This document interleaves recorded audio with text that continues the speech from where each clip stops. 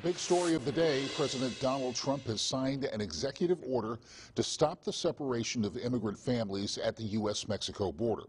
The administration's own zero-tolerance policy, which calls for the prosecution of adults illegally crossing the border. As a result, thousands of children have been taken from their parents and housed in shelters.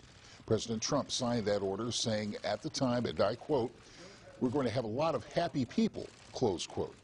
Louisiana Governor John Bel Edwards released a statement regarding members of the Louisiana National Guard who are currently on patrol at the U.S. border.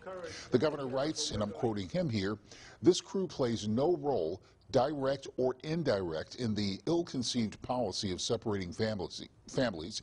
In keeping with our long-standing practice of providing assistance to a neighboring state, this support team will remain in place until mid-July, at which time they will return and resume their primary mission of enhanced counter-drug support to local law enforcement and to prepare for the height of the Atlantic hurricane season," close quote.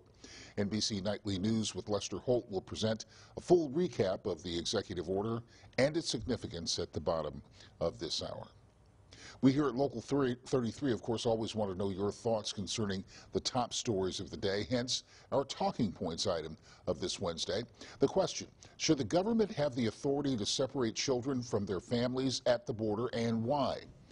Well, Jana Zabin weighed in with this. No, it's clearly inhumane and hazardous to the children's psyche. What it will create is more enemies in the future. All this is doing is fueling more recruitments for terrorist gangs.